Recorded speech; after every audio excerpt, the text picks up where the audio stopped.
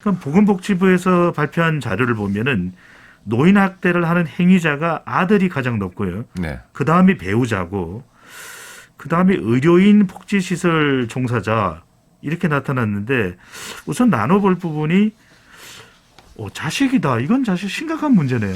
근데 이게 배우자일 수도 있고요. 네, 그렇죠. 이제 가족들이 노인 학대를 하는데 네. 그 이유가 무슨 인성이 결핍돼서 이런 경우도 있지만 사실은 네. 뭐 빈곤이나 이런 데서 오는 문제도 있거든요. 그러니까 우리가 노인들 중에서 가족의 힘만으로 돌봐드리기 어려운 경우도 굉장히 많습니다. 네. 뭐 돈도 들고 품도 들죠. 네.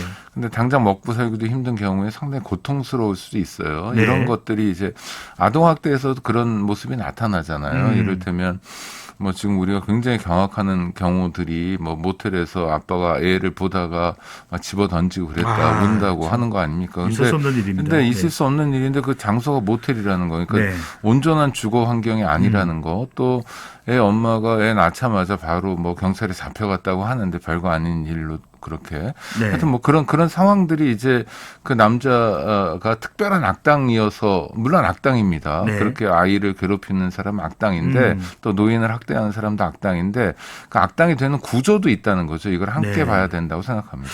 근데 악당이라고 욕하고 처벌하는 것만으로 문제가 해결되면 그렇게 하면 좋겠어요. 근데 처벌이 능사가 아니라는 게 바로 이런 대목이죠. 국장님, 아동학대와 마찬가지로 노인학대의 경우에도 가족들로부터 많이 발생을 하고 네. 이제는 이제 입장이 뒤바뀝니다. 주로 이제 아동학대는 부모로부터 저질러지는 일이 네. 많다면 노인학대는 거꾸로 이제 자식들입니다. 또 아들 특히 많다고 이렇게 통계가 나와 있고 배우자이고 그다음에 주로 이제 가정인데 이렇게 되는 경우에 이 노인학대에 대한 사각지대가 만들어질 수밖에 없는 거 아닙니까? 네네. 자, 이건 어떻게 해결해야 되나요? 아니 저는 해결할 수 있는 방법이 되게 여러 가지가 있다고 생각하는데요. 제가 만약 뭐 국정을 운영하거나 네. 예산을 배치할 수 있다면 노인 요양보호사를 굉장히 활발하게 활성화해서 운영할 거예요. 네. 그러니까 요양보호사는 지금 뭐 240시간 정도 이제 교육을 받으면 자격증을 받을 수 있는데 시험을 보고요. 네. 그렇게까지 240시간이나 저는 교육을 받을 필요는 없다고 생각하고 좀 더 줄이고 그리고 노인 요양보호사를 노인들도 할 수 있게 하는 겁니다. 그래서 다양한 서비스는요. 이를테면 아침에 제가 노인들 집에서 생활하는 노인들 같은 경우에 네. 아침에 요양보호사가 와서 뭐 창거리나 이런 걸 마련해 드리고 점심에는 또 다른 요양보호사가 와서 뭐 혈압을 점검한다든지 건강을 챙겨 드리고 네. 저녁에도 뭐 창거리나 뭐 간식거리를 챙겨 드리고 이렇게 해서 하루에 3번 정도 방문할 수 있는 시스템을 만들어 보면 네. 기본적으로 노인을 학대할 수 있는 여지가 없어지는 거죠. 왜냐하면 아침에도 오고 점심에도 오고 저녁에도 외부인이 들어오잖아요. 네. 또 노인을 돌보기 위해서 들어오는 겁니다. 그러면 자식이라고 생각해도 아무래도 좀 뭐 이게 투명한 거잖아요. 네. 뭐 유리창이 열려 있는 것과 마찬가지 상황이니까 노인 학대가 굉장히 어려워지는 거고요. 그러면은 노인 입장에서 돌봄을 받기 때문에 더 그렇군요. 요양사를 대규모로 양성해서 네. 아주 적극적으로 활용하는 방안인데 이런 자식들도 있을 것 같아요. 부모님을 학대하는 경우에 아니 나는 우리가 왜 이렇게 재산이 없어. 나 사업도 못하고 실패했는데 엄마 아빠가 도와주지도 않아 이러면서 부모님을 때리는 자식들도 있을 것 같거든요. 아니, 그건 악당이죠. 그러니까 그런 악당까지 우리가 어떻게 하긴 참 어려울 거예요. 이런 기본적으로 경우에 악당은 처벌해야죠. 당연히. 신고도 못할 수도 있지 않습니까? 이런 경우는 어떻게 해야 될까요? 그러니까 그거는 뭐 가해자와 피해자가 아주 특수한 관계여서 피해자가 피해를 감수하는 게 낫다. 네. 또 하나는 자포자기 심정으로 아유 우리 자식에게 내가 아무런 재산도 물려주지 못하니까 제가 네. 저렇게 인생이 꼬였나 보다 하고 자탄을 하실 수도 있어요. 그런데 저는 뭐 지금 예를 들어 손찌검 하나로 시작되면 그다음에 발길질로 갈 가능성이 높기 때문에 네네.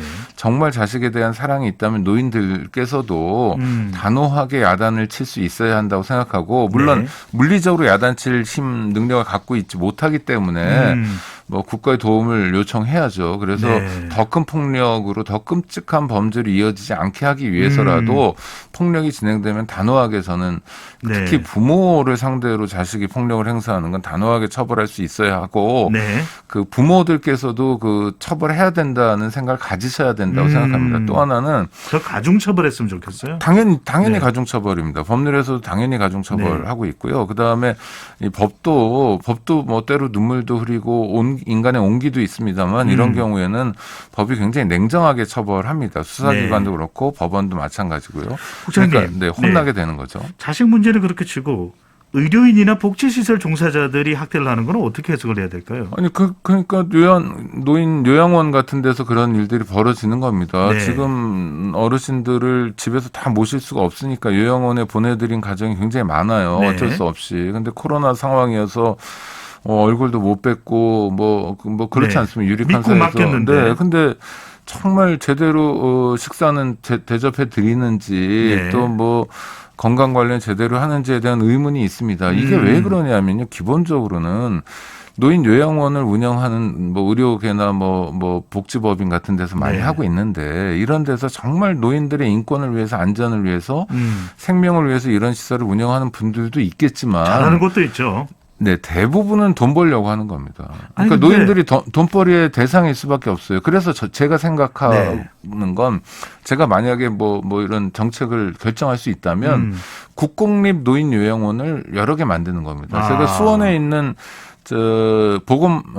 국가보훈처에서 하는 노인 요양원에 가본 네. 적이 있는데요. 네. 정말 놀랐어요. 시설이 너무 깨끗하고 요양보호사들도 친절하고 음. 특히 사람 많이 모이는 곳은 특유의 인내, 사람 냄새가 납니다. 네. 노인들 노인 냄새가 있어요. 다 냄새 나죠. 그렇죠. 근데 다수인 보호시설이니까 굉장히 냄새가 많이 나는 경우가 많은데 네. 전혀 냄새가 안 나요. 관리가 되게 잘 되고 있는 거예요. 그래서 그래도 여쭤봤어요. 국공립이면 좀 믿을 수 있다. 그럼요. 그 국가 유공자가 들어오고 일부 20%가 수원 시민들이 들어오는데 지금 수원 시민들이 노인이 만약 그 시설에 들어가려고 신청하면 10년 정도 기다려야 된다는 거예요. 그러니까 네. 너무너무 잘 운영되고 있는 거죠. 국공립이기 때문에 그렇습니다. 네. 이윤만 추구하지 않는 시설이 노인 요양원에도 생기면 폭력과 학대를 막을 수 있습니다.